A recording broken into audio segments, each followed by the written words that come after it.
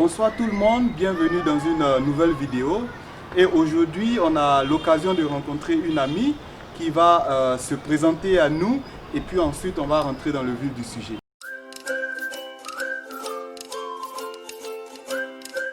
Salut. Bonjour, Oui. salut tout le monde. Moi je m'appelle Adriana Llanos. Je suis colombienne et j'habite ici en Inde depuis une année et demie plus ou moins. Super. Alors Adriana, qu'est-ce que tu fais en Inde? J'ai travaillé en fait, j'ai travaillé comme prof d'espagnol et de français dans une école ici à Rajkot. Très bien. Alors, est-ce que tu peux nous raconter ton histoire, d'abord avant de venir en Inde et une fois en Inde? Bon, mon histoire, moi je travaille en général comme prof de langue. En Colombie, j'ai travaillé comme prof d'espagnol. J'avais envie d'avoir une autre expérience à l'extérieur. C'est ça. Je connais déjà les États-Unis et la France, j'ai travaillé déjà là-bas. Et je voulais une autre expérience dans un autre pays.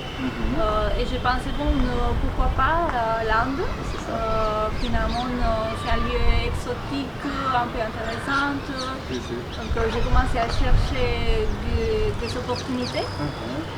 J'ai fait différentes applications au travail et j'ai trouvé finalement cette offre de travail ici à Rajkot. Très bien.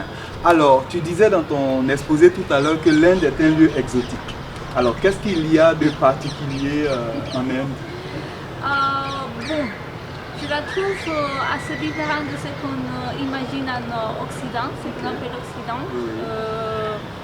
Comme je te disais, je connais déjà la France et les États-Unis, donc c'est pas mon première expérience à l'extérieur de mon pays. Mais je peux dire que l'Inde est différente de ces pays que je connaissais avant. C'est exotique parce que c'est différent de ce qu'on voit tous les jours dans les activités normales des pays occidentaux. Super. Alors, qu'est-ce que tu as aimé depuis ton arrivée en Inde? Qu'est-ce qui t'a le plus plu en Inde? Ce qui me plaît le plus, c'est la calme. Au moins ici, je ne sais pas si ça se passerait le même dans d'autres parties de l'Inde, mais c'est vrai qu'ici à Rajkot, c'est un lieu très tranquille. Les personnes sont tranquilles, il n'y a pas... Bon, à part les moments de fête traditionnels, on peut dire qu'il y a toujours de la calme tout autour de nous. C'est ça. Et tu peux bien marcher dans la ville, tu peux te balader sans inconvénient. Super. Alors, est-ce que tu dirais que l'Inde est un pays sécurisé? Selon mon expérience, oui. Je n'ai pas eu des inconvénients. Malheureusement, on écoute beaucoup de choses qui se passent dans les grandes villes. Donc on est toujours un peu soupçonné de cette partie-là. Mais ici, à Rajkot, tout a été très calme. Très bien. Alors, est-ce que tu peux nous raconter une des fêtes à laquelle tu as assisté et qui t'a plu aussi? Une fête traditionnelle indienne? Je ne me souviens pas, je ne suis pas très bonne avec les noms des fêtes. D'accord. Mais il y a une fête très traditionnelle ici à Rajkot dans laquelle il y a beaucoup de danse. Donc les personnes dansent pendant 3 jours, 3 jours pendant la nuit.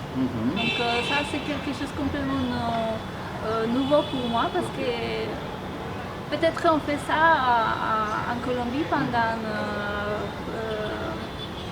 quelques fêtes au début de l'année, mais j'ai l'impression qu'ici tout le monde s'engage beaucoup à l'activité de danser dans la rue. Donc dans cette partie c'était très exotique. Super, super.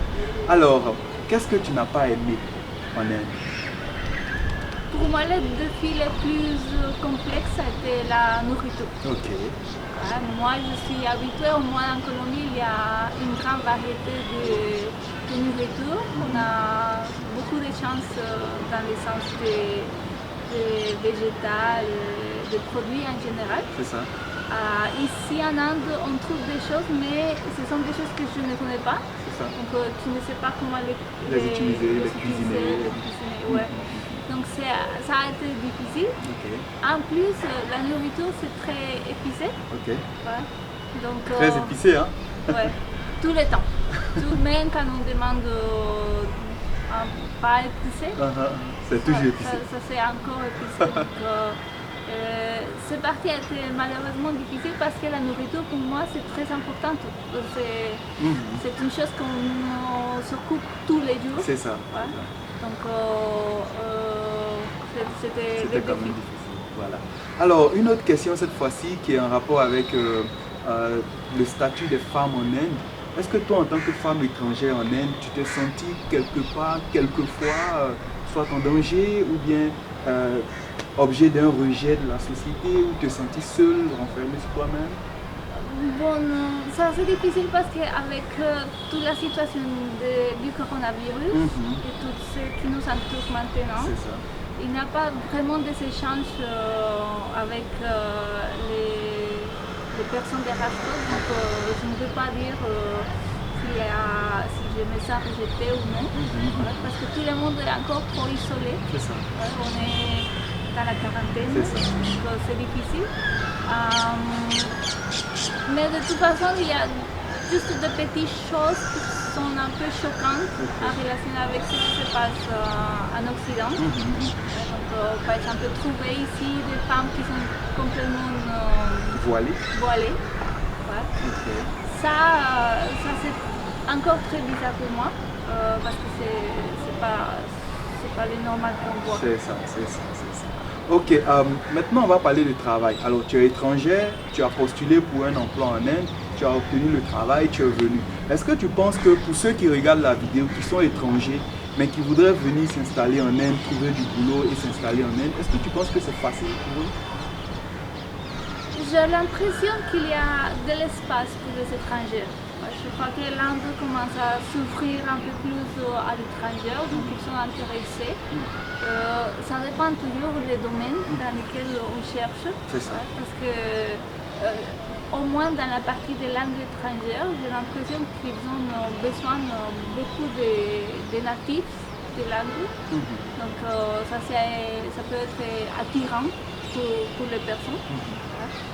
S'ils décident de faire le voyage. Je ne sais pas dans d'autres carrières, dans d'autres métiers, parce que par exemple finalement ici il y a beaucoup de personnes tout le temps. Ouais.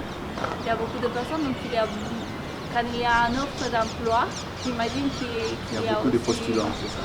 Exactement, de postulants, c'est pas mal la quantité. C'est ça. Alors est-ce que tu penses que pour les étrangers, c'est possible de se marier en Inde? Pas d'idée. T'as aucune idée? T'as jamais rencontré d'étranger marié en Inde qui t'a parlé de son histoire? Non, dans ce cas, je ne sais pas. Ok. Alors l'Inde et la barrière linguistique, qu'est-ce que tu en dis? C'est un défi complet aussi. Parce que dès l'extérieur, quand on est à l'extérieur de l'Inde, on écoute toujours que l'anglais, c'est la langue qui est un peu partout. Donc on dit, ah bon, c'est bien, quand j'arrive là-bas, il n'y aura pas de problème. Mais la réalité, c'est différent. La réalité, c'est qu'il y a, au moins dans ces régions, il y a très peu de personnes qui parlent l'anglais. C'est ça. Et les personnes qui le font, ils ont un accent que c'est très difficile pour un étranger à comprendre. Donc la langue, c'est vraiment difficile. Quel conseil tu donnerais sur la base de ton expérience, des personnes que tu as rencontrées et tout? Quel conseil tu donnerais à toute personne qui voudrait venir soit en Inde, en tourisme, ou bien qui voudrait venir juste s'installer en Inde? Un conseil.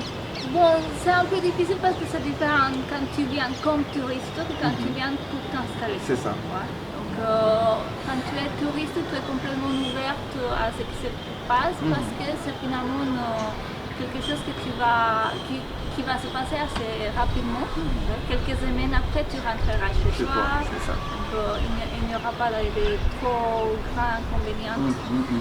temps, tu sais que tu dois rester dans la vie pour faire ta vie, pour vivre dans une situation un peu plus normale, plus stable. Ouais, stable. Ça, c'est une autre chose. Mais je dirais en général qu'il faut être très, très ouverte de la pensée. C'est ça. Ouais, parce que l'Inde n'est pas un lieu facile, n'est pas... Comme je vous disais, il y a des choses qui choquent un peu en relation avec ce qu'on connaît et ce qui se passe en réalité en Inde. Ouais, et dans ce cas, c'est difficile de s'habituer. Donc il faut être très ouvert à accepter la situation comme un défi. C'est ça. De Surpasser, c'est ça. Bah, merci beaucoup Adriana. Non, merci à vous. Allez, donc comme Adriana l'a dit, si vous voulez venir en Inde, soyez prêts à vous surpasser, soyez prêts à accepter tout ce que vous rencontrez comme des défis à relever. Et ben, on espère que votre séjour en Inde sera fructueux. Je vous remercie, on se revoit dans une autre vidéo. Si vous êtes nouveau sur cette chaîne, n'oubliez pas de vous abonner et on se revoit dans une prochaine vidéo. Au revoir.